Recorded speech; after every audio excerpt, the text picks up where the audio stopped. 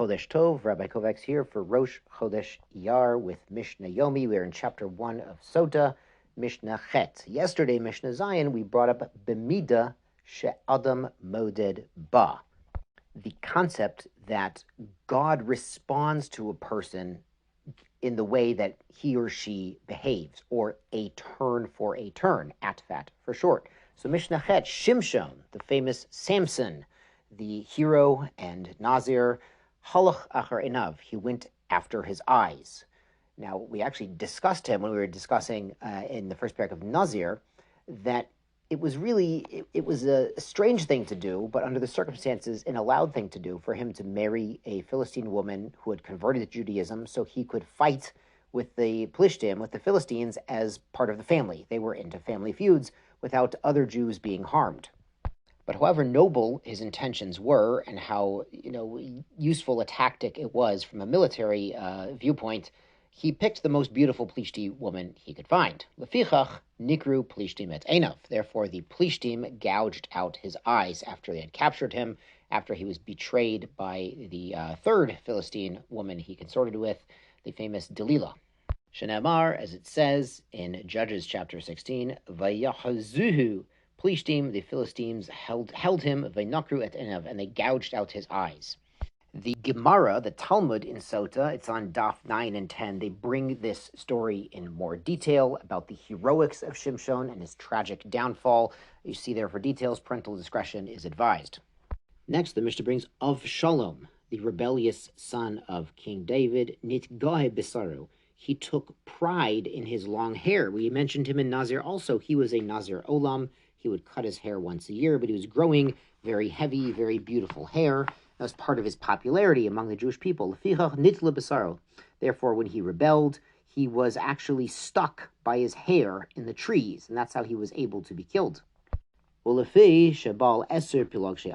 because he consorted with 10 of the concubines of David HaMelech, who were stuck in Yerushalayim, therefore he was stabbed by 10 javelins. He was surrounded by 10 young warriors, the armor bearers, the personal guards, or the special forces of General Yoav. Avshalom, and they finished him off. Because he stole 3 hearts, Lev Aviv, the heart of his father, meaning he tricked his father, Lev Beitin, the heart of Betin. He got many judges and sages to follow him in his rebellion. The Lev Yisrael, and also the Jewish people. Shneamar, Vaiganev Avshalom. Avshalom stole at Lev Anshe Yisrael, the hearts of Yisrael. Gemara explains he would flatter them and be very polite, a little too polite, as befitting a prince, to try to sway them to his side. Therefore, he was stabbed with 3 spears. Shneamar, as it says,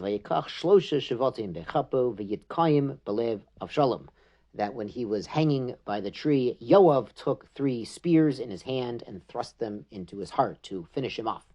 So again, a turn for a turn, 3 hearts that he stole and tricked, and it was deceitful. He was hit 3 times in the heart. Now, Mishnah Tet, some good news. V'chen le'inina tova, and so too for the good. Miriam, the older sister of Moshe and Aaron, himtina l'Moshe sha'achat, she waited for a little while for Moshe. Shneamar v'tatotziv achoto merachok. His sister stood from a distance. She was watching over the river to see what would happen to baby Moshe in the basket. Lefichach, therefore, nit'akvu lo Yisrael shiva yamim b'midbar. Therefore, the Jewish people waited for her 7 days in the Midbar when she was stricken with tzarat for speaking Lashon Hara regarding Moshe. Shemar v'ha'am lo nosa, the nation did not journey, ad ha'asaf Miriam, until Miriam was cured of her tzarathood. Yosef, another example, Zacha likbort aviv, he was zoche, he had the merit, really he had the political influence and power also. He was the only one Paro would listen to, and so he was able to take Yaakov's body and all of the brothers and all their families to go do a proper funeral in Hebron and Eretz Yisrael. If Paro would listen to him, so he had the zchut, he made it happen. There was no one among his brothers greater than him. After all, he was prime minister. Shnamar v'yal Yosef ligbor Daviv. Yosef went up from Egypt to bury his father. V'yali mo gom rechev gom paroshim, and went with him chariots and horsemen. It was a whole entourage. Mi lonu godol me Yosef, and who among us got a greater honor than Yosef? Shalonit asik bo ele Moshe. That when the time came for Am Yisrael to leave Mitzrayim, as we discussed just 2 weeks ago in our Seder for Pesach, that Moshe actually got the remains of Yosef, the coffin of Yosef, and began the process of bringing him for burial in Eretz Yisrael. As the Mishnah continues, Moshe Zacha b'Amsud Yosef. Moshe had the merits to carry the remains of Yosef. Ein Yisrael gadol mimenu. There is no one in Yisrael greater than Moshe. Shnamar ve'kach Moshe atzmot Yosef imo. That Moshe had them with him. He took responsibility for Yosef's remains. Mi gadol Moshe, and there's no one greater than Moshe. Shlonit asik bo ele hamakam. That when Moses himself passed away, hamakom, that's another word for Hashem, took care of the burial. Shnamar vayikbor oto bagai. As we say at the very end of the Torah, that Hashem buried him in the valley. V'lo al Moshe bilvod amru, and it's not only Moshe who receives certain honor from, obviously Moshe was more direct, but other people get a certain honor in death from Hashem. Ela al kol tzadikim, any righteous person, Shnamar v'chaloch lefanecha tzidkecha, kavod Hashem ye'asfecha. Your righteousness goes before you. When your righteousness goes before you, the glory of Hashem will gather you in. And this word gathering can refer to burial. It's worth looking at the Gemara in Sotah around Daf 11, 12, where they bring in detail not just Miriam, but the story, the background, some of the secrets of the Exodus from Mitzrayim, including on Daf 11b, Darash Rav Avira, B'schar Nashim Tzidkaniot, Shaybot Ador, Nigal Yisrael Mitzrayim. It was the zchut of the women of that generation.